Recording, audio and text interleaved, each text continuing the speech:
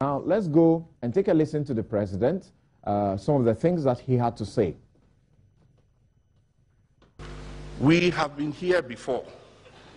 In 1983, in 1998, in 2006 and 2007, we suffered a similar occurrence. In the past, what we have done has been to manage ourselves out of the situation. I do not intend to manage the situation as has been done in the past. I intend to fix it. I owe it to the Ghanaian people. I, John Dramani Mahama, will fix this energy challenge.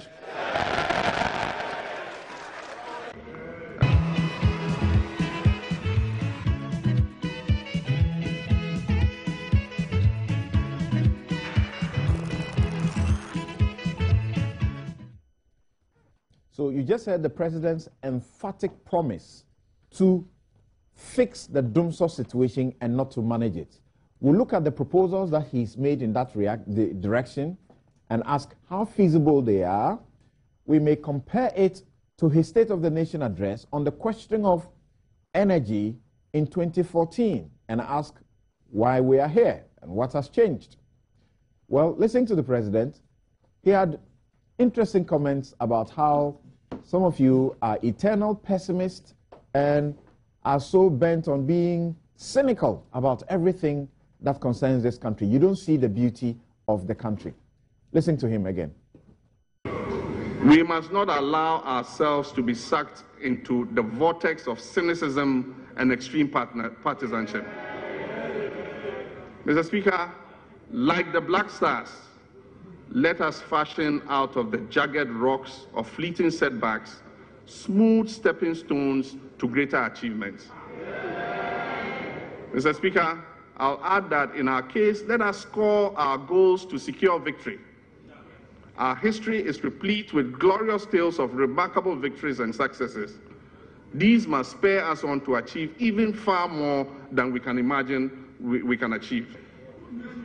So on this auspicious occasion, as I end my third State of the Nation address, and as we commence festivities to mark our independence, I invite everyone, boy or girl, man or woman, rich or poor, religious believers or non-believers, to shed off what divides us and concentrate on the many issues that unite us as a nation.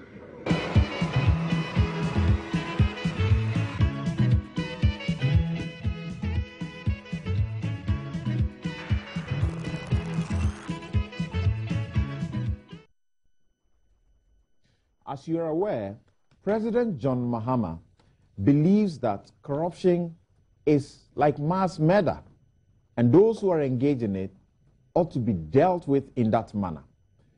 Well, he spoke about it again this time, and how exactly does he intend to win that fight? Listen to him. Take the opportunity again to urge all anti-graft institutions to promptly investigate allegations and take swift action to protect the public purse and public resources. As President, I will continue to lend every support to them, to these important institutions, to ensure that we win total victory in the war against malfeasance. As we play our part, I urge other arms of government to support me to make corruption a high-risk activity. Mr. Speaker, let us make our institutions work, and let us work together to create the framework to deal with this menace swiftly, impartially, and fairly. While we expose and fight corruption, we should also tighten systems to ensure that existing loopholes are sealed to avoid a recurrence. One major way to achieve this is with the use of information technology. There's been a strong resistance in many instances in our rollout of technology in the MDAs because many prefer the laxness of the manual system. We will invest and speed up technology uptake in all facets of our national life. Prosecution of officials involved in the Ghana Youth Employment and Entrepreneurial Development Authority is ongoing, and monies are being retrieved from the service providers. A new youth employment agency to replace JIDA has just been approved by Parliament. All the checks and controls for proper accountability must be used to ensure that the youth of Ghana fully benefit from this all-important project. Major steps have also been taken to bring SADA back on course. The Judgment Debt Commission and the Brazil 2014 Commission of Inquiry have concluded their work, and the reports are due soon. Upon receipt of the reports, government will study them and take the necessary and appropriate actions. A number of bills laid before this House in 2014, the Conduct of Public Officers Bill, the Whistleblowers Amendment Bill, and the Right to Information Bill, when enacted into law, will significantly deal with the identified gaps in our fight against corruption. And I look forward to these bills being passed into law by this August House as soon as possible.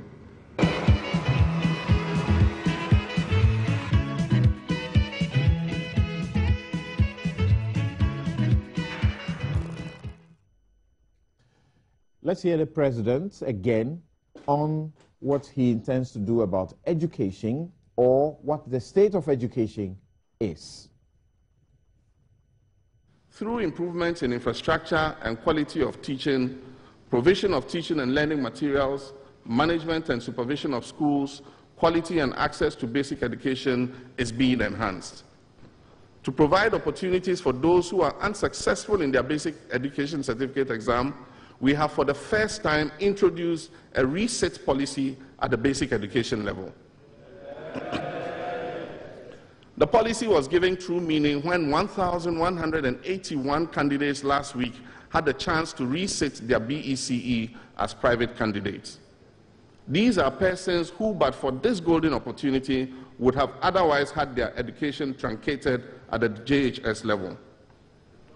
Mr. Speaker, the story of a 46-year-old prisoner, Alexander Dobare, and 4 other inmates who took part in the resitting in the Upper West region reflects how golden and important the resit policy is.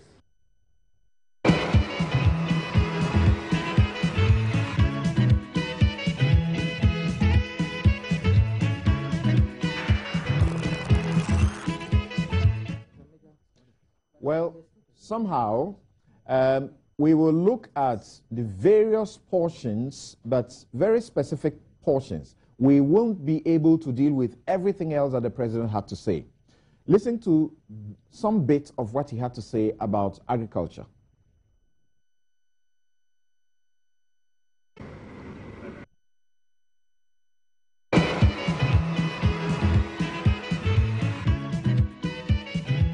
Mr. Speaker, the initiatives that I introduced last year have already started bearing fruit. In the area of rice cultivation, for example, local production increased by 60%.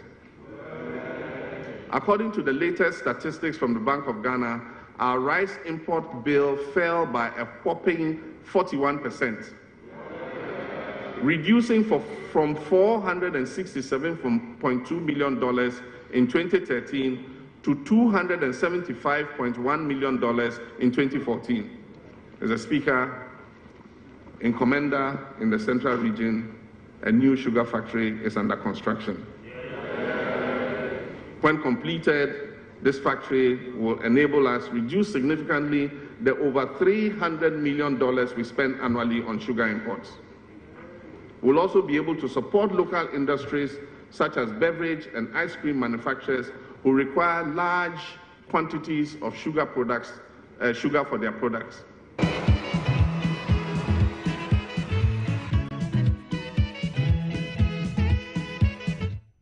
And maybe very finally, let's listen to the President on the economy.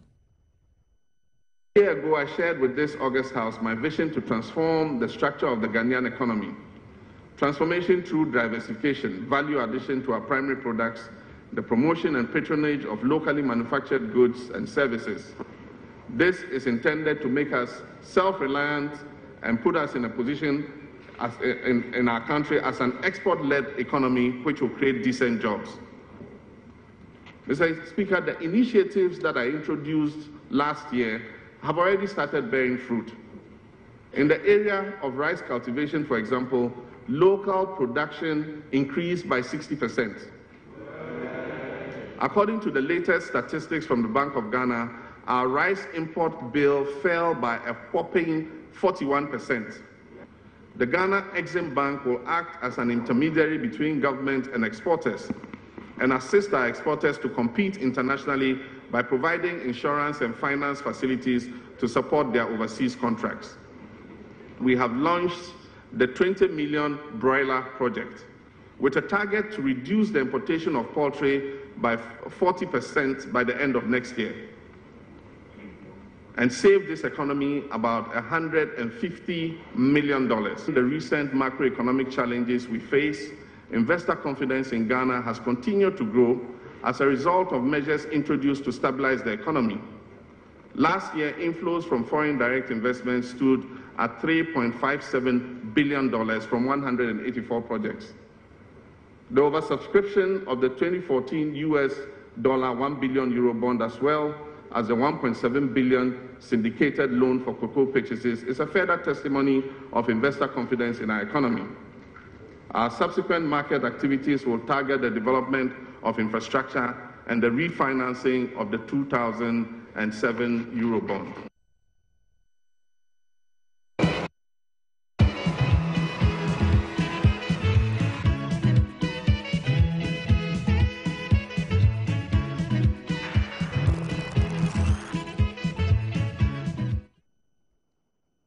And tied to the questions of the economy, of course, we will be looking at what we are getting from the IMF. We have about $100 million that's coming, is it? And then out of 940 million that's supposed to come in all to help keep our economy in shape.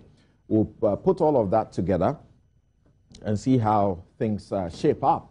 Welcome once again. This is Newsfile, your most authoritative news analysis show, brought to you by Bank of Africa Strong as a group and close as a partner. MTN, welcome to the new world. Your views and comments are welcome. 1422, there's a text line. Also, 1760 is another text line that you can join us on. Of course, you can post your comments also on our Facebook wall. We'll share them with the rest of the world. The show is coming to you live from the Multi-TV studios here in Kokomlemle in Accra. This is your Joy News channel. It is live on Joy 99.7 FM radio and also in Kumasi, Love 99.5 and over a dozen affiliate stations across the country. We are live also at www.multitvworld/streams and myjoyonline.com. You can also catch us at TuneIn Radio. Just TuneIn Radio, download that app, and then you can listen to us live. It's even a lot clearer if you do it by that way. Subsequently, this show is available on the ABN Sky Channel 235 in London and elsewhere in Europe. Thank you very much. My guests are seated, and my guest, Abdul Malik Baku Jr., he is the editor-in-chief of the New Crusading Guide newspaper, and he is our regular panelist. Abdul Malik, good morning, and welcome to the show. Thank you. Good to have you, as always. Fifi Kwete is Minister for Food and Agriculture and MP for Ketu South. Good morning and welcome, Fifi. Good morning. Also, we have Ignatius Bafo Ewa, his Deputy Minority Chief Whip and MP for Siani West. That is a name you used to be very familiar with. You've been hiding in Parliament. No, how's it? Good. Good to have you. Also is Felix Kwachi Ofosu, Deputy Minister of Communications. Good morning and welcome. Good morning. Your first time this year on Newsfile? Yes. Great. All right, so now let's now go to the State of the Nation address. And the State of the Nation address delivered by the President spoke on several themes, important themes on the economy, on education, on health, on energy, on agric, on corruption, good governance, social protection, a host of other issues. Let me start with you, Kweku. I say that was a brilliant speech, brilliantly delivered. What do you say? If you are talking of delivery, why not? It was articulate, focused. We had confidence. It was beaming with it. So in terms of the delivery, the articulation, I agree with you 100%. I wasn't surprised. He's well known for his communication skills. He's been in Parliament for almost 12 years. He was in Parliament for almost 12 years. He took part in a lot of the parliamentary debates and deliberations. So he's developed the skills when it comes to communicating. And I think on such an august occasion before the House of Parliament, he did deliver in terms of... Before we deal with the details, was it a state of the nation or hopes of the nation? Both. Both. Yes, and I find it difficult sometimes when we want to reduce these things together. Because obviously, he said things that were happening. Some we didn't know, so we need to double check, of course, and it's good that it's put out there. Of course, the point about saying, putting out the litany of projects just for members of Parliament to be able to monitor, I think was a bit of an... overkill. Yes, because the members of Parliament don't really need that to be able to monitor. They are in their constituencies, they would know. But it's for the public. It was more for the public, right. I believe so. And again, I could see the psychological point there. With all the talk about where are the monies, the loans, what are they being used for, there's a debate out there. Right. So I think the president was out to try and give people a certain catalogue of projects that people can get to. Okay, just hold on briefly. Okay. Fifi, this time around, the president was not heckled. It was so quiet in the House. There are some who have criticized that the opposition didn't do a good job in that. That is what you find when a chief is speaking to its subjects, not in a democracy where president is speaking to parliamentarians who have opposition members within them. What happened? I think really my good brother here should rather be telling us exactly what happened, because I mean we obviously expected the usual heckle, but I mean they decided this time around not to, maybe because we have in the past gone a bit overboard. I mean we must admit that. I think some heckle is okay, but sometimes we tended to overdo it. So I think this year was okay. I mean, the way it is. Long may that continue. Long may that continue. I'm wondering how sustainable that the silence is going to be. Right. So what do you say about that? You represent the opposition. You are the minority chief whip. You are the man who holds the cane to discipline in the House. How did that happen? Maybe it's down to his hard. You see, it was to crown an activity that has taken place within perhaps the past period. If you recall, within the past week or so, we have had 2 demonstrations telling Ghanaians the mood of the nation. So certainly we had already created awareness out there. So there was no need using Parliament as a venue to do that. Besides that, there was also a general agreement amongst leadership that yes, our Parliament is growing, and therefore we should be able to look at things we've been doing and review them. A decision was taken that yes, this time around we'll have to be, excuse me to use the word, more civil than perhaps we have been, and to afford the president some kind of decorum. So that was what actually happened. Of course, perhaps added to that is the fact that we were in black and most of them were in white. Black symbolizes the doom, and then the white also symbolizes the so it was just also to reflect the mood of the nation. But the most important thing is that we agreed that our democracy is evolving, our legislature is growing, and therefore we should be able to review at any point in time what we have been doing and then perhaps see how best we can be able to improve the situation. Okay. No, just a quick one on the doom and so. I think really what it is that they actually were carrying the problems of the country while we were expressing the hopes of the country. well, Samson, I have been surprised that some have found it necessary to criticize the comportment of the minority. I find it most unfortunate. You see, the sort of heckling that has been taking place over the years has been less than desirable. And let us not underestimate public reaction to that. It has not been favorable. Members of the public have had cause to criticize the conduct of the minority over the years. And we all watch State of the Nation or State of the Union addresses in other jurisdictions, and we see the comportment and behavior of members of Parliament. If the president makes a point that members of Parliament appreciate, in other jurisdictions they are allowed to applaud. Here, applause are not allowed. If he makes a point that the opposition deems controversial, there can be murmurings. But we have had in the past excessive heckling, which is not desirable and has not facilitated the sort of ambience or environment that should exist for the delivery of such an important address. So I was pleasantly surprised that it did not happen this time. But I don't think that we need to applaud the minority for doing what ought to have been done. Oh, no. I'm happy you were surprised. Yes, I am, because I was looking forward to the heckling. But I think that's they don't deserve any applause for that. I don't think so. We must, because I discovered that the president spent 3 hours delivering this speech. I've tried a certain comparison with the last speech, 2014, and I find that it's shorter, but he spent a lot of time on that because he was heckled for quite a while. Now, and we must demand the highest standards of conduct from our public officials. So we cannot. Very interesting there. Very interesting. This is Newsfile, your most authoritative news analysis show. Is brought to you by Bank of Africa and also MTN. Welcome to the new world. Thank you very much. Now, I'll start with you, Felix, on this note. The president dealt with a number of issues. Can we look first, for example, at the question of the energy? Yes, question of energy. He says that we have had a problem within a certain era. He named when we had the problem and we're not really successful at resolving them, solving them in the manner that was sustainable. I quote him.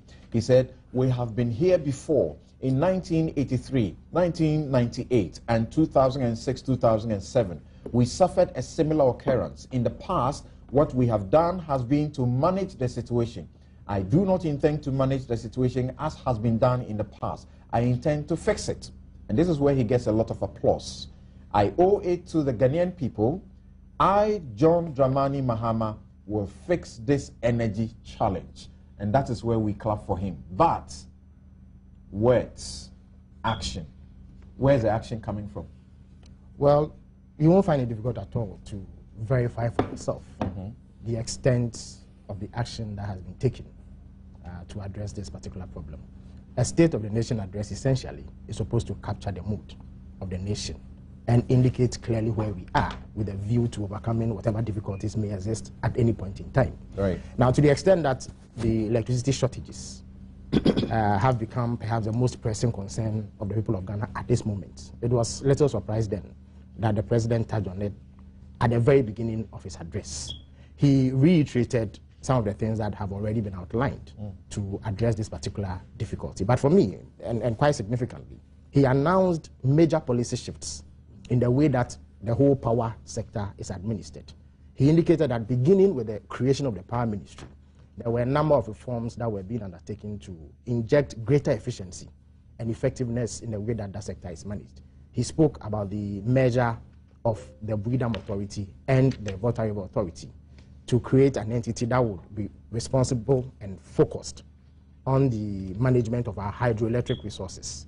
Then he spoke about the creation of a new entity to manage our thermal generation resources. And the intention behind that is to ensure that we consolidate whatever gains have been made so far and give it added impetus and bring the needed focus to bear. Because it does appear that there is very little challenge with the management of our hydro resources, unless there is poor hydrology or the rainfall patterns are affected in an adverse manner. We don't seem to get much problems with the management of our hydro resources. The problem has stemmed from the thermal side of things. And the president believes that if this entity is created, it will bring the much needed focus on that sector to ensure that we overcome some of the difficulties that we have. Okay. Now, in terms of addressing the energy situation itself, the president spoke about efforts to get emergency power into the country as quickly as possible to ensure that we get out of the current difficulty. He spoke about 3 interventions that together should give us 1,000 megawatts. These are the car power ship from Turkey, which has been spoken about extensively. The APR UAU deal that will give us another 250 megawatts. The car power ship will give us 450 megawatts. The General Electric project will also give us another 300 megawatts. Now, this 1,000 megawatts should significantly address the shortfall of between 400 to 650 megawatts that is creating the current difficulty. Beyond that, he also outlined short to medium-term measures that would ensure that we don't just overcome this difficulty. And that's what he alluded to when he spoke about managing the situation instead of fixing it. Because in the past, what we have done is to quickly scamper around for solutions to the immediate difficulty. Not much has been done by way of forward planning in view of population growth and in view of increasing demand. So the president indicated that a number of things have been planned. In fact, some of them have actually commenced. There is the Jacobson 360 megawatts project, which parliamentary approval has been given for. The Amandi project, which will give us 240 megawatts, has also received parliamentary approval. The GE 1000 project, indeed, as I speak to you, General Electric is in the country, and processes are underway to commence that. The Takrady, if you like, the T4 project that VRA is undertaking, that will give us 185 megawatts. Procurement processes are actually underway as I speak to you. The KTPP will come on stream later on in the year. T4, I beg your pardon, T2, that is being done by the VRA at the Abuazi Thermal Enclave, will also come on stream in the later parts of this year. Plus a whole host of other interventions that are aimed at ensuring that we have adequate generation capacity going into the future to meet future demand and even have excess that we can even share with our neighbors as part of the West African Power Pool project. So in terms of convincing the public that he is on top of the job, he is not making excuses, even though this problem has persisted for decades. I think that the president did a good job on that. But as I indicated, the State of the Nation address... The ones you just referred to, for example, the bit about the Sonon Asogli and the rest of them, the Jacobson... Yeah. That's the phase 2 of Sonon Asogli. That's 360 megawatts. Then there's a coal-fired Sonon Asogli, 750. Right. And then Sen Power, 350 megawatts, Jacobson, Amandi, GE, VRA, and all of that. We still have Sonon Asogli around, and all of these. They are supposed to be supplying us a certain, megawatts. Unfortunately, they are not doing it. We don't have it. So why are we so confident that this time round this will be... No. Sonon Asogli, we can count on. The first phase of it should deliver about 200 megawatts. They are currently installed and they are working. The installed capacity is 200 megawatts, but the available capacity is 180 megawatts. In fact, one of the reasons why the energy situation worsened was that that plant was knocked off because of a technical or a mechanical malfunction. When the president went around a number of sites where we have thermal plants, I mean, there was evidence of work going on to address the problem. I'm told that they have overcome the challenge and are significantly contributing. At the same time, Sen Power too has had problems, right? No, that's not Sen. Sen Power is the new power plant. What has the problem was Senate. Senate. Correct. That is a plant owned by Senate and other, I beg your pardon, Senate, yes, and other partners. That one too, I believe, has been fixed and should result in an improvement in the situation. Now, the president spoke about something which is quite significant. No, we've always spoken about alternative sources of energy. And we've mentioned renewable energy, solar energy. But it does appear that little has been done to really harness the potential that is. The president indicated a scheme to ensure that households and small businesses install solar panels on their buildings, such that they will be taken off the national grid. That should save us 200 megawatts. Now, the president didn't stop at that. How are we going to work at this scheme to ensure that people buy into it? So that it doesn't become the usual... It is not free. Because we've had this over and again. It is not. Let me make it clear that the president didn't suggest that it should be free, but certainly it would be a cheaper option than using a generator or relying on the national grid and being disappointed. The president also went ahead to indicate even a funding mechanism as startup capital to achieve this objective. He spoke about a proposed energy fund levy of about 0.05 Ghana pesos to about 1 peso. He also spoke about a charge on our electricity bill of about 1 Ghana peso per kilowatt hour of electricity that is consumed. So this is clearly evidence of a government that is planning and has already worked out the funding mechanism for such a scheme. So on energy, I believe that the president spoke to the nation in a manner that convinced all who were listening that government is serious about addressing this problem. The final bit... I hope, though, that he appreciates that people just can't wait for the solution. Absolutely. And as president, he has conveyed that jobs. The president, people are losing their indeed, in the speech, the president himself spoke about the adverse effects that this energy situation is having on homes and businesses and what have you. He has expressed deep concern about the problem and taking responsibility, most importantly, to fix it in a permanent and sustainable manner. So that is not lost on government. Thank you very much. Yes. You hold it on there. We are going to take a break at this point, and when we return, we'll hear the other panelists speak to the question of energy, and I'll make some reference also to the 2014 State of the Nation address that the president gave and what he had to say about energy. We'll ask ourselves what has been done about that up till now. We'll be right back. This is Newsfile, your most authoritative news analysis show. Welcome back to Newsfile. And on Sundays, the footballers meet at the park. The Omutu guys are their joints. The church folks share the grace, and friends and family come over to visit. But now with MTN Sunday Special, your Sunday just got more special. For only 50 pesos, you can text and talk all day, every Sunday. So who is it you love talking to? Is it your mom, dad, sister, brother, or that special somebody? Just keep talking all day, every Sunday with MTN Sunday Special. Send yes, the word yes, to MTN short code 5050 to sign up and say, welcome to the new world. MTN, everywhere you go. And your banking should not give you unnecessary headaches and trouble. That's why Bank of Africa is here for you.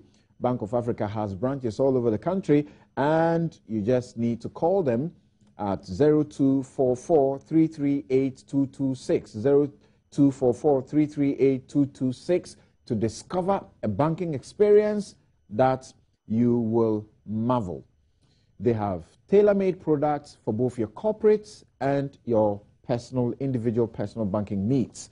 Bank of Africa, strong as a partner. They're close as a partner, and they're strong as a group. Now, John in Pusiga says Afarijan and the whole commission should be sent to court for causing financial loss to the state and wasting everybody's time. Well, somebody has actually been killed over this election, where this gentleman is sending the text message from in the upper East region. Gambedo, that name, if I didn't get it correct, forgive me. EC's incompetence has once again manifested itself as we head towards the crucial 2016 elections. Someone must resign. Amevo Koku in Amanfrom says the chairman of the EC should be arrested by now for causing financial loss to the state and individual candidates who spent so much on their campaign. Should get him to pay for it. Ibrahim Kopa in Tamale says the president's State of the Nation address was far from reality. Even a primary people. Okay, let's look at it before you come to, give your verdict. Listen to what they have to say before you give that critique about it. Thank you very much. So we'll return to the State of the Nation, comments on the State of the Nation. Koku, what do you say about the president's review or his report of the state of the energy situation and what is in the pipeline, quote unquote, pipeline? The projects that the president referred to in terms of resolving the energy challenge, I think they had already told us about them. You also don't want to refer to it as a crisis? Well, it's obviously a crisis. That is what it is. That's why we have 24 hours doomsaw or doom brother, and then we have saw sometimes 12 hours. It's a crisis, and I don't think the president runs away from that. And that's why he's making the point, a distinction between managing and fixing. Very thin line there. I'm not too sure. The impression I get is that fixing means the long-term and permanent solution, But you see, we've had a litany of pledges and promises to fix or manage, which never materialized. And that's the basis for the cynicism.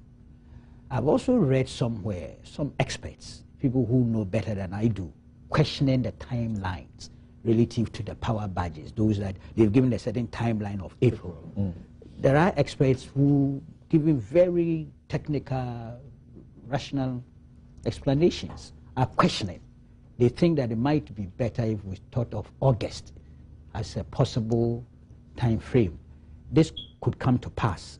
You see, when these things happen, then people tend to, challenge credibility of things, projects that you outline. Are you referring to people like Dr. Aminanta? Yes. Who says that this is not feasible? Yes. He's an expert. Yes, he is. Not it's only him, there's another Mr. Which energy system has he managed? Well, but Yes. but they only expressed an opinion, which is I said different from that of expert government. opinion. Well, but You the can president also see. advised I think by opinion based on empirical evidence. I think we throw this expert name. Opinion based on the empirical president also evidence. advised by Anybody experts. is an expert. Okay, Who sorry. has not managed any energy system before. Sorry. He's analyzed it. So others have disagreed, Samson. but the president is advised by experts also. Many times, Yes. Well, these experts, you can call them anything. I want to be charitable. they've given here. the president deadlines that never worked. So. Thank you. Exactly, ma. That's the point I'm making. They have a track record of having made some claims that turn out to be true. So you don't dismiss them. You take them on board. I am saying, from my little knowledge, it's looking as if this April time frame will not work. And we will be sitting here, we'll come back and discuss it. So whether it came from an expert or a non-expert, it will be vindicated. And I'm saying that those things will come to add to the earlier promises that were never fulfilled, and then build a subculture of cynicism, which the president wants us to move away from. That's all. Vindication, of course, will lie eventually in the implementation and realization of the projects the president has outlined. I will be happy, to be honest with you, and I said so last week or two, if these projects come on board. Who would not? We are going through a very stressful period. Energy is clearly a very critical element in our daily lives and in commercial production, industrial production, and all the rest. So for me, in principle, I am not against the projects that have been put out there. Indeed, I pray and hope that we are able to successfully implement those projects. Okay? But the short-term ones, clearly, I'm not sure the timelines will be able to meet them. And so unfortunately, it's the impact. The impact is that it is having a terrible effect on industries. The president says, says, our demand for power is estimated to be growing in excess of 10% per annum. Is this 10% gap that we are unable to deliver as political leadership and administration? Well, I'm not an expert there. I don't have the competence to deal with it. But there are certain projects that have been outlined, some of which, if they had been dealt with according to the original programs, we would have finished with them. This thing we keep on talking, that Zakem project, I'm told it's now relocated, is it a pond? So that project, 2009, when they came, it was 40% completed. Then they raised a red flag of possible contractual bloating, corruption, and all the rest, and said, and it was the same Mr. Otiaji who raised that red flag. And they claimed they were doing investigations and things there, and delayed unduly that project.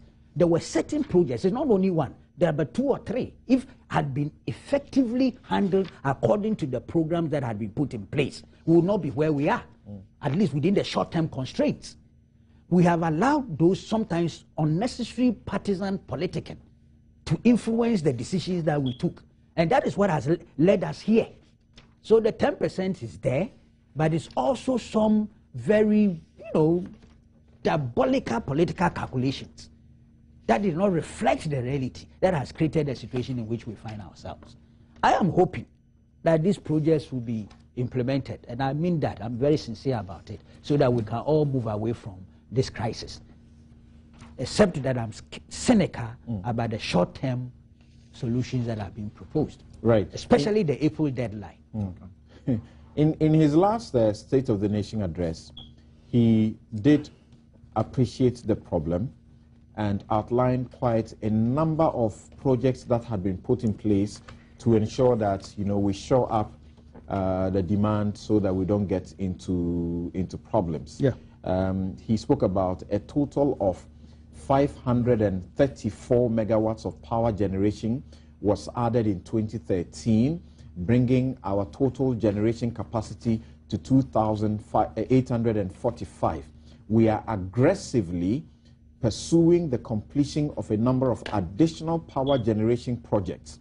These include the first phase of 220 megawatt pond thermal plants, power plants, completion of the 110 megawatt T2 and the Volta River Authority's 12 megawatt solar project, Mr. Speaker, several independent power producer IPPs will also commence the construction of new power plants this year. Do you find that all of these have come into place? He moves on to now talk about the fact that all of this will bring us efficient, modern, and non-congested transmission systems and everything, and we'll have sufficient power if Bui was done, Kintampo substation, several other things were done. All these were attempts to manage or to fix. Which is which? Well, if I the president's goal is to fix. I'm asking. You see, that's why I said there's a thing. Oh, Fifi, please. Okay. Please. Well, please. Wait. Okay. Were there attempts to manage or to fix? Has raised a number of questions that require. Okay, Fifi wants to come in. Fifi wants to come. Yes. Relax. That's okay. I wish you guys would just comment briefly so we can move on to the next subject. Yes, Fifi, let's listen to you. Thank you very much. Thank you very much. I think Kuku said, actually, the very final thing he said was that he was cynical about the date. I think, Kuku, you meant you were skeptical. Because cynicism is a different no thing. proof. So you are skeptical, which is possible. Okay. But the thing is this, that I think really the difference between to manage, okay, and to fix will be the, like Phyllis rightly said, when it is you're talking management, you're talking far more about the short-term situation. So something hits you at the moment, then you try to solve that current problem. And then immediately after you solve, you somehow lull again into complacency until the same problem again occurs in the future. So the president is intimating is that we have two approaches. One, we have a short-term problem. So these emergency measures, that's where we align by what is coming from Turkey, what's coming from Dubai, what's coming from General Electric, amounting to about 1,000 megawatts, should see us through the shortfall about 450 megawatts. That is causing the current difficulty. And of course, I mean, we actually would hope that it could be delivered even as early as tomorrow. But of course, it cannot be done immediately. It will take a few months. Our hope is that worst case scenario, by the close of this year, that would happen. Okay, so back to Kuku's question at the back of my question, which is that the president told us last year of aggressively pursuing the completion of a number of projects. And I've listed some of these projects. Now, the second part, which has to do with fixing, which I was building on, has to do with making sure you take into consideration a much more longer view of the problem. You must appreciate also that some of the immediate challenges that we've had have to do with the fact that we have had what you call a historical underinvestment. And that has largely been due to the fact that, listen, this is a country that was blessed with what I call cheap hydro energy right from inception through the initiative of our founding father. And for many years, our view of electricity was that, listen, it's cheap. That itself creates difficulty. The difficulty it creates is that a nation gets used to the fact that electricity is cheap, and because it's cheap, you can use it anyhow. So the consumption pattern, the habits themselves, habits that do not inure to the good of a country. Now compare that, for example, to what historically has happened in neighboring countries, Togo, Ivory Coast, Burkina Faso, that have not had access to cheap electricity, in Benin, and so on. They have traditionally always known that you needed to be very efficient in the use of it. You don't use it anyhow. You go to any of those countries, even little children know that you simply can't afford to just waste electricity. I'm saying that this country needs to make that shift away from electricity being cheap to electricity being expensive. That shift must happen. And that is to help address a lot of the concerns as far as the consumption side is concerned. But the president is talking about the sustainable issues of generation. And he's mentioning, for instance, that at the current rate that we're growing, 10% of energy demand on an annual basis. In fact, last year was about 12%. So that tells you that we are even going beyond that 10%. If it continues at that rate, it means that within a matter of 8 years, we have to have double the generation capacity we have today. Now, when you state that, what it is you have done is to bring a whole new benchmark. A benchmark that goes beyond even the presidency of John Mahama. It establishes now that whoever becomes leader of Ghana must appreciate that the number one thing that must constantly preoccupy us is the need for us to be able to have substantial investment in energy. There must be no partisanship about this, because energy affects everyone. We are unable to sustain what we already have, and to talk about even the 10% excess demand that we need to even bring. So that makes it a difficult situation, isn't it? It doesn't at all. I'm talking about the fact that we're looking before the close of this year to have 1,000 megawatts. And that clearly will meet what you call the shortfall of 450.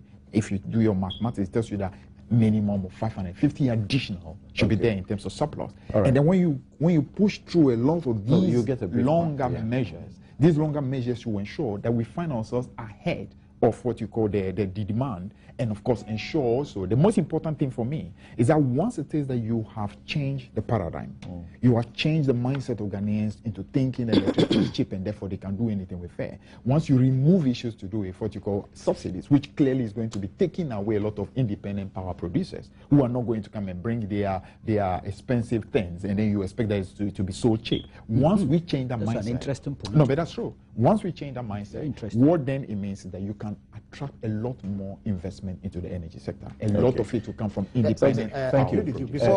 You want to respond to that specific? Don't worry. Let me just finish his brief intervention and then we'll move on.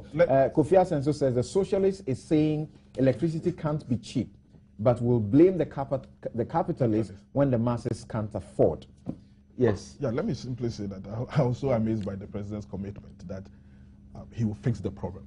Yes, what else should we expect from the president? He's been voted to manage the affairs of this country for the term of his office. So if there is a national problem, is he expecting somebody else to come and fix the problem? I really wondered what he meant by that. He's stating a clear distinction between what he's committed to do and what you did when you had the opportunity. Yes, I'll come back to that. But let me simply say that he has been voted into power. Ghanaians have a social contract with him to deliver, to lead the nation, so that if we are confronted with any particular problem as a nation, perhaps he should be the first person to be able to handle that particular problem. Okay, you're not getting. He says if you had fixed it, he would not have been called upon to do it. I will come back to that. You managed it. I will come back to that. When President Kufuor initiated Bui Dam project, was he managing it or he was fixing it? He was managing it. He was managing it. Bui Dam was managing it. So one of the other projects that the president has also mentioned, are they management or fixing this? But in other words, what I also want to say is that let's face it. I want to believe that yes, it is good to say that you're going to fix the problem. If this were the first time the president was saying this, I wouldn't have been surprised. I wouldn't have been worried. But here's a case we had countless number of promises from the president, way back from 2012 through every year. Just even read what you just read. Even in 2014, when he came to Parliament, he made a promise to Ghanaians that the problem of Dumsor was going to be a thing of the past. But here's a case we still find ourselves By in. what time? No, but you come again and give a commitment that yes, come April, in 2 months' time. April is just 2 months from here, that the problem is going to be solved. What the experts, of course, the president hasn't said that. The president never said it was going to. He hasn't said the problem is going to solve by April. No, but the budgets, when are they coming in? The president didn't give you that it will April. be resolved in months. It is stated right here. Good. So I'm sure you've read it. Yes, I have read it. I have read it. Yeah. But okay, so what is the president's short-term solution to the problem? When we were confronted with a similar problem way back in 2007, what we did was that quickly we had an arrangement with the West Africa Power Pool to be able to buy power from our neighboring countries, especially Cote d'Ivoire. At least we had about 200 megawatts of power coming from Cote d'Ivoire to supplement the national production. Yes. Why is it that this time around we're not doing it? Or are we doing it? When Black Stars... Why are you asking a question you have already answered? You say because we don't have money, we are broke, so we can't buy. That is even false. I have not said we don't have money. When I say you, I'm referring to the minority opposition. Of course, we'll come back to that when we are discussing the economy. But what I'm trying to say is that when Black Stars was playing the funnel, yes, we were able to buy power, or we were able to provide power for us to watch that particular match. So which means that there can be some production somewhere, provided we commit some resources somewhere. So if that is the case, why can't we sustain that? What is it that is happening that we've stopped doing that particular thing? If for once we saw that as a nation we have a national agenda and therefore we should pool all resources to make sure that Ghanaians see it, we did it. Okay. So why can't we do that? All right. Now, just Yes, briefly I think that there are to the specific question I asked. Two which points, brought and you the here. final point that he raised. First of all, this hackneyed position that we should purchase power from Cote d'Ivoire is completely unsustainable to begin with. Cote d'Ivoire doesn't have 200 megawatts of power to spare. The maximum Cote d'Ivoire can give us is 100 megawatts. Even then, we are not sure to get all the 100 megawatts. What we bought for purposes of allowing Ghanaians to watch a Blasters match was 80 megawatts. We have a shortfall of 650 megawatts. So when saying that we should go to Cote d'Ivoire to buy power, we must factor into that discussion the ability of that power to address our problem permanently. That's the first. The second point is that when the president promised, Kweku raised it, that a number of projects were going to come on stream. Indeed, those promises were met. Bui came in early 2014. T3 was commissioned late 2013. Last year, early 2014 again, President Mahama went up north to commission the solar power project. Again, when he said that work would be expedited on a number of projects, including KTPP and T2, that was met. When the president went around recently to inspect a number of thermal plants, your cameras followed him. You saw engineers busily at work on KTPP, and they have indicated that by the middle of this year, that facility will come on stream. Same with T2. It started in 2013. They also say that by the middle of this year, that facility should come on stream. So there can be no suggestion anywhere, and that suggestion cannot be backed by evidence that the president reneged on any of the promises he made in Parliament. But the situation is such that the problem is compounding as a result of increasing demand and as a result of underinvestment over the years. The president has said that I will fix it by getting emergency power badges. In the meantime, the broken down equipment which is contributing to this problem will be addressed. As for the hydro problem, when the rains come, it will be resolved. But the short to medium term measures that the president has announced will add a total of 3,800 megawatts to our generation stock. When you add that to the current installed capacity, it will take us close to 7,000 megawatts, which is far in excess of what we require now as a country. So that is what the president means by fixing and not managing. So the distinction must be drawn clear. Thank you very much. Now, let's look at some of the issues he had to raise about on the economy, and see how that one too is going. Well, you heard the president talk about the economy, and among other things, he spoke about some initiatives as well. Well, here is bits of what he had to say. He said that. Okay, let me skip this one and go to this other issue that he had to refer to. He referred us to the Commander sugar factory that's been done, and when it is completed, we'll be reducing significantly the over 300 million we spend annually on sugar imports. He spoke about the fact that Ghana imports on average 375,000 metric tons of sugar annually, and that was going to be solved. In addition to the Commander factory, discussions have been concluded for another sugar estate and factory in the northern region. Put together, the two plants should be able to reduce by more than 80% the import of sugar in the coming years. The establishment of these sugar plants will also create employment opportunities, especially for the youth in their host communities. The Commander Sugar Factory alone will create 7,300 direct and indirect jobs, in addition to the savings on foreign exchange. He spoke about poultry and other matters and what they are expected to bring to us, his commitment to the pharmaceutical industry and what that will bring as well. Now, on this note, I'll start with Fifi Kwete. Last year, when he gave his address, what people took away was buy made in Ghana. I don't know, on the economic front, what you think is a catchword that people take away with them? I think really all still on the transformation agenda. Absolutely, absolutely. And I think really last year actually was, should I call it a turning point in many ways. You know, for several years, I mean, we've always cited the several hundreds of millions of dollars we spend importing goods in the country, and we constantly refer to that, but stop short of it. Now, that itself had always been a problem. But what the president did last year was to turn a problem into an opportunity. Now, and this is in line with the final thing that the president said, which I'm hoping there will be a later time maybe to talk about. The need for us to see beyond problems and see opportunities that are underneath them. Now, when the president last year mentioned that on an annual basis, okay, for that particular year, 2013, we had spent about $1.5 billion to import a lot of things that we otherwise could produce in our own country.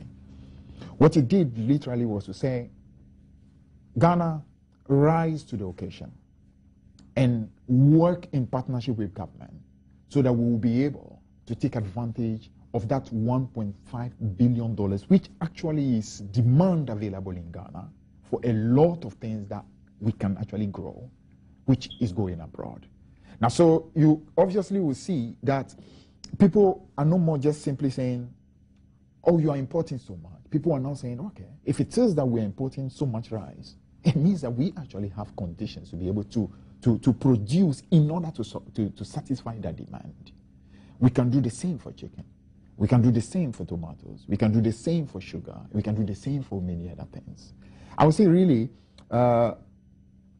when the person mentioned, for instance, that latest statistics from Bank of Ghana indicate that importation of rice, as at the close of 2014, dropped from $467 million to $275 million, representing a 41% drop in 1 year.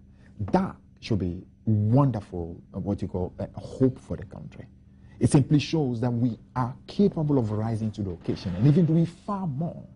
The reason is because the conditions we have are conditions that clearly should enable us to be able to compete in terms of rice production. And a lot of people in the private sector, a lot of farmers are rising to that challenge. And I really must say that this credit is not just a credit that should stop at government at all. It must actually go to the private sector actors, to the farmers who absolutely have risen to the occasion to do what it is that the president called upon them last year to do. Same as well for poultry. Now, in terms of poultry, it's even far more promising because the poultry aspect of it even started even late in the day. Even though the president gave the State of the Nation address somewhere in February, the whole broiler revitalization project did not really kick into gear until somewhere after July. Now, even so, you could clearly see that a good beginning has started. A 30% drop is quite remarkable. Now, pushing through some of the initiatives that clearly we have in terms of leveraging finance for processing facility, in terms of supporting those who are directly in the poultry value chain, in terms of making sure that the necessary thing is done to reduce the cost of feed into poultry, are initiatives that clearly is going to see a lot more happening as far as the poultry sector is concerned. Similar initiatives are being done, for example, in the horticulture industry. Efforts are being made to, for example, reduce the amount of tomatoes that we are really having to import because there again, we have conditions to be competitive. But generally, I think really that we need to appreciate the need for, again, let me use the word, a shift of mindset. Problems there will be, but we need to always look at problems as opportunities. Because really, that is what it is. Across the world, people face problems, but they channel those problems into opportunities and rise to those opportunities, rise to those challenges. And I think really that is what it is the president is setting in tone. I mean, what you said, for example, about the Commander Sugar Factory is again one that we need to applaud. There again, I mean, if you talk to anyone, they will tell you, if there is any areas at all that Ghana clearly should have a lot of competitiveness, it's rice and it's also in sugar, because in those two we have the conditions to be able to rise to the occasion. And I think really the president actually has started a good job in 2014, and I see a lot more happening even in the year 2015. He spoke about his support for the pharmaceutical. I see your hand is already up. He spoke about the support for the pharmaceutical industry and identify some pharmaceutical giants within the local industry. and said we're going to support them even further to, you know, help the local process. Is that the way to go to build the economy? Absolutely. Indeed, since the president read the last State of Nations address in 2014, about 250 million Ghana cedis has been sunk into realizing that, apart from the other support that we've received elsewhere, that has been invested in sugar production. Commander will help us significantly reduce the importation of sugar. There's a second one that will come on stream at some which he mentioned. Which should virtually allow us to eliminate the importation of sugar.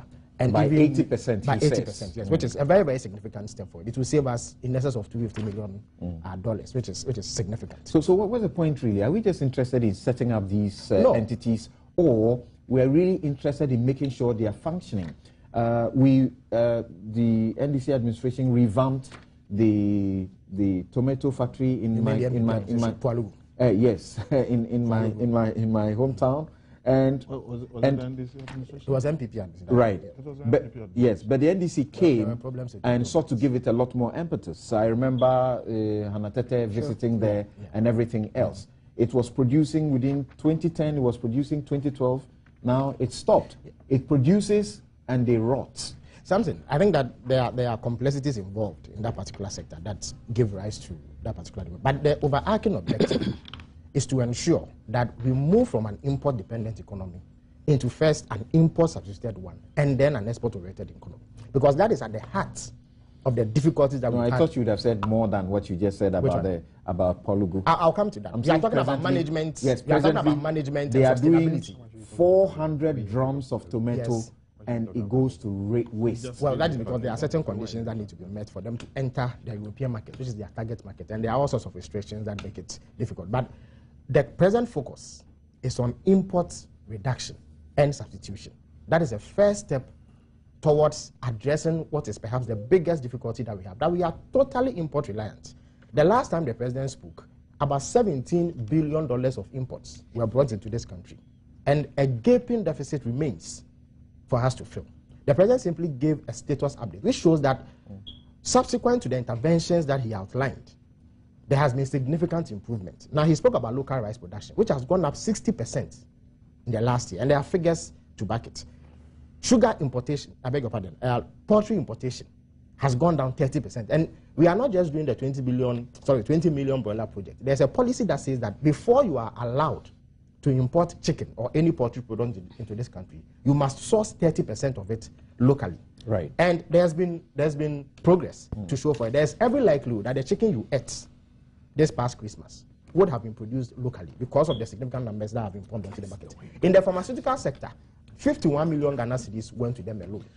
And it has helped them expand so that they are able now, more than ever, to produce drugs that are essential in Ghana, antiretroviral drugs and other drugs that are common in this country because of some of the diseases that we have, malaria and the likes. So there is progress going forward. But the president did not restrict himself to just the import substitution program. He also spoke about some macroeconomic challenges that we've had, and I'm sure we can delve into that. Basically, the way to address it is to restore macroeconomic stability. One of the key planks is to leverage our rights to assistance from the IMF in an extended credit program. And it was instructive that on the day that the president was giving the address, the finance ministry was concluding, I beg your pardon, our negotiation team was concluding the IMF package, which will give us $940 million. Now, it is not just the amount of money that is coming in that is significant, but the sort of certainty that it gives to our own homegrown policies so that investors and other players who were skeptical about the viability of some of the programs that we had launched will be confident that now Ghana is a place to be. Okay. The president also indicated that in spite of the macroeconomic difficulties that we've had, there is significant investor confidence in this country, as was evidenced in a number of significant deals that we struck last year. $2.7 billion, one in the form of the 1 billion euro bond and the 1.7 cocoa syndicated loan, and then $7 billion investment from ENI and Vitor, which is about the largest investment in the petroleum sector of this country. Shows that there's still significant investor confidence. And if we are able to put our house in order, we should see more progress on that front as well. So on the economy, the president did what needed to be done. That is addressing the nation on the steps that have been taken, the successes strong the challenges that remain and what is being done to permanently overcome the difficulties. From what the president said about the state of the economy and what he intends to do, the economy really looks good. The efforts, from the perspective of the president, the efforts to stop what people have said, the pillage of the coffers, are also rather very commendable. What do you say? Yeah, let me ahead of your press conference you are going to do on Wednesday, to also give what you say will be the true state of the economy. Do you want to preempt what we're going to say? Well, it's obvious what to say. Everybody knows what to say. Anyway, let me simply say that the president alluded to the fact that he came to Parliament on the orders of Article 67 of the Constitution, which says that the president should address Parliament at the beginning of every session of Parliament.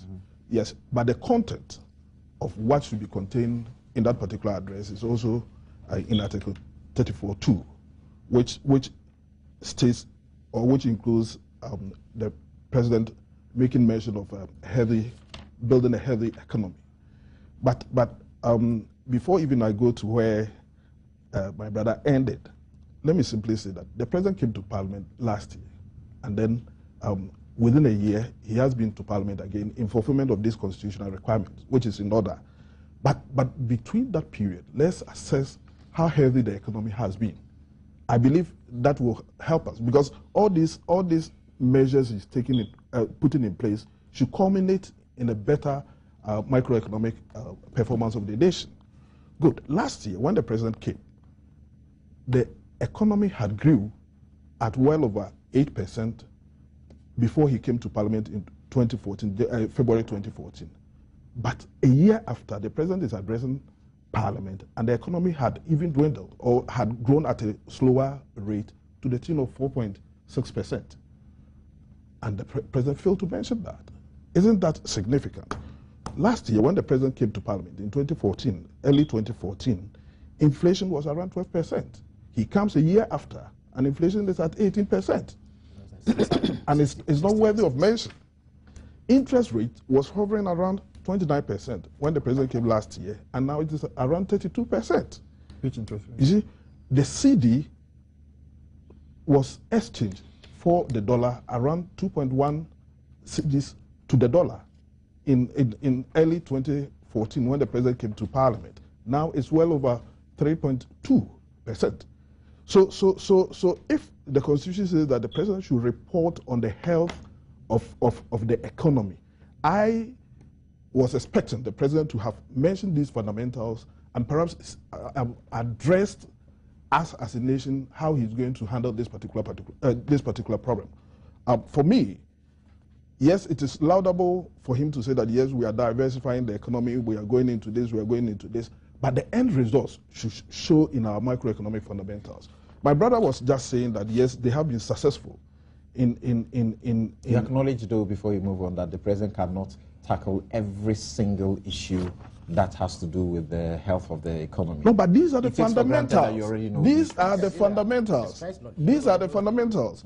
So if we are not getting the fundamentals right, how can you say that you are building on when the foundation of the building itself is not good? The Bank of Ghana has been giving those fundamentals. But he says that they were successful in getting 2.7 billion, one from the Eurobond and then the cocoa syndicated loans. Yes, but let's ask ourselves, at what cost? If any country should go out there for Eurobond or for syndicated loan and they have a base to support it, certainly they will have it. But what matters is at the cost at which they are getting it. Because if your fundamentals are not right, there's no way you're going to have it at the cost at which they will give to another country which has its fundamentals right. At the time we were going for Eurobond, what was the European interbank exchange rate at that time? And at what price did we go for our bond? If at that time, general interest rate hovering around in Europe was even less than 5%, and then you go for a Eurobond at 8.5%, you allowed yourself that you are successful? let us be factual. A Eurobond that was oversubscribed. You got yours at what? Yes. Part of the sequence. It's 2007. You got it at 8.5. Yes, what I'm trying to say is that for the fact that you are prepared to pay a huge price for it, okay, people will be willing to give you, because in that case, they will be using the interest rate to mitigate the risk. Okay, so the president should have been telling us all of these. No, what I'm trying to say is that we should not lie ourselves that we are so successful in managing the economy. That is why we are attracting these monies. Because so far as, for instance, somebody else can also go and say that, yes, I will be prepared to pay an interest rate of 15%. And the person will perhaps have more subscription than this if he has perhaps equal economic conditions like ours. But my brother, we have entered into a compact with other West African countries to enter into a common monetary zone, which for some years we've been working towards. He and I have had an opportunity of attending conferences on that. I'm talking of the ECHO. There are convergence criteria that we are supposed to meet. Unfortunately, Ghana, for 2 consecutive years, has not even met one of them. And it's not a source of worry to Ghanaians. It's not a source of worry to the president. He fails to mention it because should the promise to start ECHO in 2015 take place, Ghana will not qualify to be on board because we have not met the convergence criteria. It is so sad to say that even war-torn countries that perhaps we think we are even far better off than them, countries like Liberia, Gambia, are meeting some of the convergence criteria, and Ghana is failing to meet it. And we're happy about it. Interesting points there. Thank you very much. Now, let's hear Abdul Malik Kubako. What's your brief take on the economic front and what the president had to say? Well, projects like Commander and the second sugar factory, they are all positive things. I think that's what everybody wants, to reduce our dependency on imports. We've been promised transformation, structural transformation of the economy for years. We never really were able to realize those things. So if we take such steps, that may lead to some positive impact. I'm all for it. It's always back to implementation. But I've been wondering, with all this energy crunch, challenges and crisis, we're still very optimistic that we are dealing with economic challenge. I've been wondering the role energy plays, in industrial production, commercial That's why he's activity. fixing it. Fixing it when? You don't get the point I'm making. Look, we're talking 2014 to 2016. I'm not seeing my way clear after the damage that the energy deficit has had on the state of the economy. I am not too optimistic that anytime soon we are going to be able to turn around our economic fortunes. I think we have to be realistic. We have to be very honest and let people know that it's going to take some more time. You are getting into the realms of criminality, causing fear and alarm. No, I'm being realistic. If you're able to convince people, if you get people on board, that look here, we have a long journey. And this journey is long because it's going to be protracted. Because what we've gone through, it's no joke. Industrial production, when I read things like, things are moving, there's productivity, I don't get it. It cannot be true. Times are rough. Some factories are closing down. Workers are being sent home. The president acknowledged that. Yes, so that means that it's going to take a little bit more time. Especially when the energy challenge is not going to be resolved anytime soon. So don't just let people know that times are going to get rough and tougher before it gets better. That is the way I want to look. The century, if I'm wrong, you can correct me. I heard something that we don't even have the financial muscle to deal with what the century recommendations were. Am I right? This was a news item. No, that is wrong. That is wrong. What happened to century? I don't know exactly what the report. The century recommendations. But some of them have actually manifested. For instance, opting for the IMF extended credit support. The IMF thing itself is part of the problem that I'm alluding to. I was coming there. About an ideological I'm coming there. disagreement. But that's what I'm bringing us. Very shortly, we are getting 100 million. That's balance of payment support. An ideological disagreement. No, that's a balance of payment support. I'm not sure it is money coming to you to use for development projects. But that's needed. Let's draw. It's needed.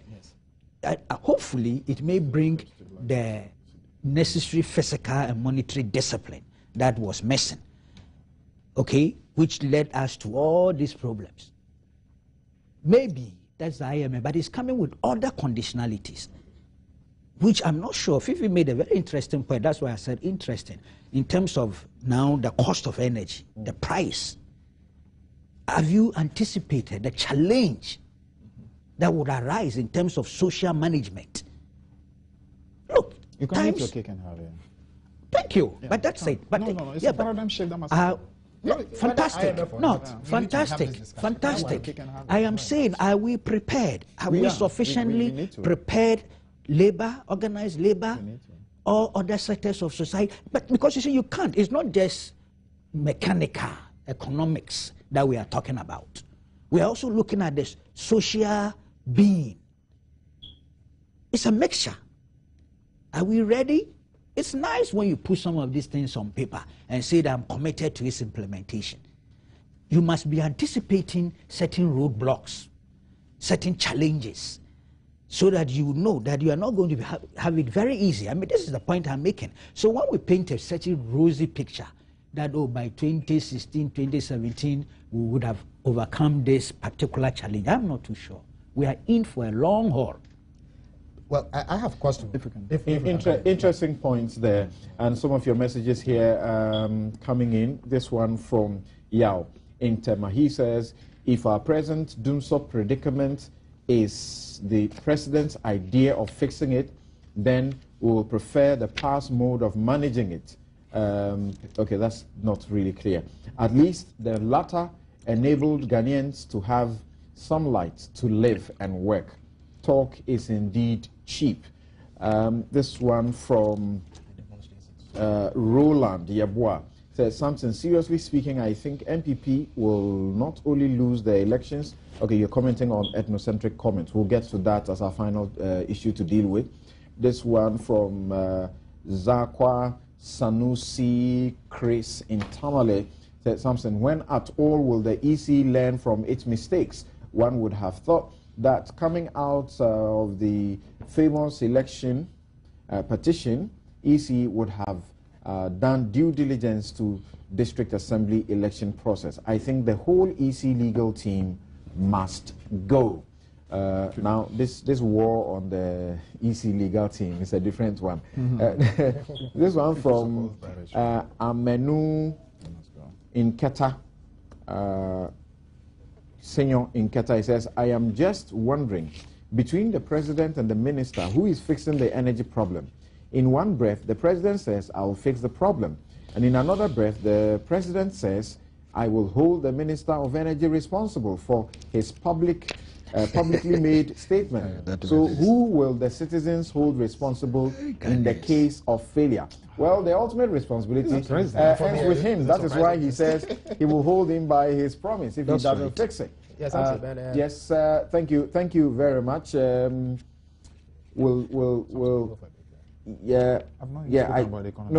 you have. You started with the economy. I've not talked about macroeconomy. You started with the economy, then I came to Felix. I've not even spoken about IMF. I've not spoken about macroeconomy. Don't worry. I just spoke about diversification. That's what I did. So I think it's important that we Okay. No, don't say you give all of us chance again. Don't worry. I'll see how I'll manage it. Okay, I'll assure you that. I'll see how I'll manage it. But I'm definitely not going to give each one of them another opportunity to do like 5-8 minutes like they did earlier. Thank you very much. So let's do it this way. What is it that you want to clean up? Yes, a number of points that Honorable Balfour raised. I was quite surprised by his analysis on the Eurobond, because the fact of the matter is that the Eurobond coupon rate that we got for the last one, 1 billion, was 8.125%, which is lower than the 2007 Eurobond that they did. So I don't know what he meant by the price was steep. Again, when the president spoke about investor confidence, he was not restricting himself to just the Eurobond. Last year, $3.57 billion was invested in 184 projects by foreign investors. So they didn't have any Eurobond to subscribe to, but they brought in money. The final point that I need to make is that the president did not run away from the macroeconomic challenges. On page 15, he spoke about the macroeconomic challenges, but he placed emphasis on work being done to overcome them. There's no point coming to repeat. His problem is that he should have taken the same posture as he did in the 2014 address. Yes, in 2014, he focused on the economy. He proudly spoke about the figures as regards inflation and all of that. Yes, he spoke about them and expressed worry about where they were. That is why he delved into the need to diversify the economy. Okay. This time, he came to give a report. Yes, so if they have ballooned to a certain point, he should be telling us the same again. Sorry, well, he didn't say that the city gained 20%. Right. Let's in go the to year now. past. Felix has done a fantastic job. He's done under 2 minutes of what he wanted to really tackle. Let's see if you can take 3 minutes to do the points that you want to make. And Felix speaks for government. I work within the economic sector of government, so it's a little different. Yeah. And this is my area. So please, if you can allow me to just explain a few more things. The first one is that Kweku express anxiety because of the energy situation about how the growth situation of the country is going to be in the next few years. Kweku, you would appreciate that this is not really like the first time we are having energy issues. I mean, we've had that in the past. I think 83, we had again 98 or so, and again 2007. And in all those 3 years, if you did check, even though growth actually slowed, it did not slow down as drastically as you are afraid of. Because the thing is this, even in the midst of energy situation, I mean, people find ways and ways. For example, in Nigeria, there is a lot of energy difficulties. A lot of companies depend not on national grid, but oftentimes on personal generation, and they still manage to grow economies and so on. So it's not exactly as a doom gloom. Yeah, but still, it offsets itself. It's offset itself. So in terms of growth, we do not think that it's going to just be, a calamitous drop in growth simply because of it. No? Historical situation shows that that's not how it's been. Now, but we need to appreciate the whole essence of this whole IMF thing. Because I've heard comment made to the Fed, what is 940 million? I mean, it's not the kind of money that Ghana is going to need for transformation. But really, the aim of the IMF thing is not simply to raise money to come and develop Ghana in terms of building roads and so on. It's fundamentally to give you a certain stamp of confidence, to tell all development partners that this country is actually on the road that requires trust and confidence, to tell international financial market, to tell rating agencies, to tell investors all over the world that, listen, this country, you actually can trust this country to be on the path of discipline, the path of growth that will bring about transformation and development. So the IMF is far more than simply 940 million. If you remember, in the midst of the difficulties of the economy last year, the mere announcement of resumption of talk with the IMF alone was enough to bring about the kind of confidence that puts a lot of the speculators to flight. What was happening to the cedi last year was largely on the back of speculation. Where people clearly were just doing speculation on the back of the fact that, okay, and that announcement, just the mere announcement that we are starting discussion with IMF alone put them to flight and sets into motion the restoration of confidence and predictability to the currency. Now, this stage, which actually is a much more advanced stage than simply an announcement of conversation with IMF, and now we're talking about agreeing a deal with the IMF. I can tell you, it's going to actually cement far more confidence. It's going to allow for development partners who, for now, have held quite a lot of support that really should have been available to this country 2013, 2014. We should now be in a position to bring them. It means a lot of financial markets now have far more confidence in the country in order to be able to do business with Ghana. An investment in that Felix rightly mentioned, that even in the midst of the difficulty, we continue to attract. Now we should see even far more than that. Now, some of the issues my good brother Bafo mentioned about the convergence criteria issues. Listen, there are what you call temporary blips. You don't look at it in terms of simply. For example, in 2008, NPP missed all four. No. Excuse me. No. Therefore, please, let's not doubt this. I know what I'm talking about because I was a finance minister. NPP missed all four in 2008. In 2007, NPP did not miss all four. Between 2009 to 2012, NDC got quite a lot of the convergence criteria right. Now, the fact that you had temporary difficulty, and these temporary difficulties, we know exactly what was causing them. So that is not anything I think we should need to make too much noise about. Well, it's something we should be that, looking. it's something The that the people who are not interested in the politics are very much interested in. The people who are not interested in real politics. In the politics of the economy. Yeah. They are not interested in telling us NPP didn't do it this way, so if we have not done it this way, shut up. No, but there are historical difficulties. Thank you.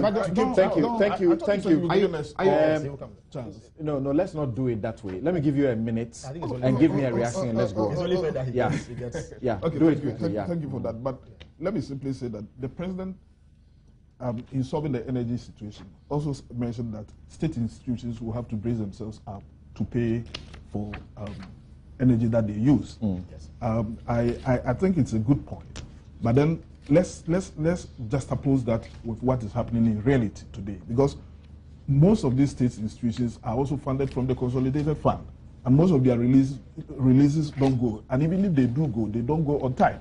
So who is creating that problem for them? It is rather government that is creating that problem for them. So if today we are going into more commercial production of electricity and these state institutions are supposed to pay, that government should also be willing to fund them appropriately for them to be able to discharge their duties.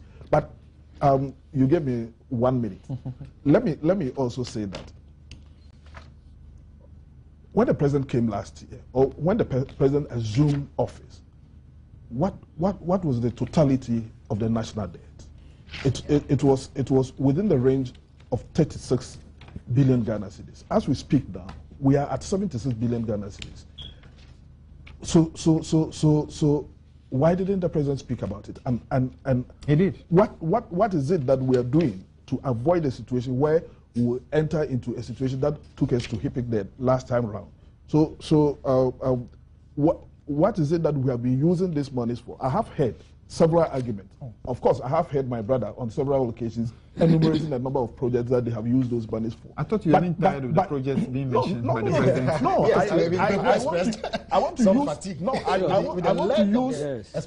want to use this platform to say that yes, it is good to mention some of these projects, but they are not enough for the loans that we have taken. Oh, so you are saying that the loans you approved are what? Okay. Fifi, listen to me. No, please, let me make this point. What you're saying is that what? Fifi, listen to me. Listen to react to him. The mix between our domestic debt and our foreign debt is about 54 to 46%. That is, we have more of domestic debt than foreign debt. Most of these foreign debts, I agree and I concede that they are project specific. But most of our domestic debt are budget support and cannot be traced. And cannot be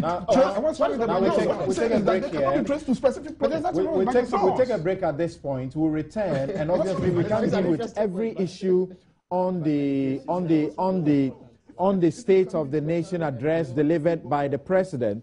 I had indicated we'll deal with agric, we'll deal with education and all the other aspects. Unfortunately, we are unable to do that. I'm going to use my discretion as a host, and when we return, we will tie in the IEA's survey ranking the presidency as the second most corrupt with the president's fight against corruption and the issues he had to speak about in terms of good governance. So we'll deal with that, and then when we have time, we'll deal with a very final issue for discussion today. And my guests still are Felix Kwachi Ofosu is Deputy Minister of Communications. Also, Fifi Kwete is Minister for Food and Agriculture.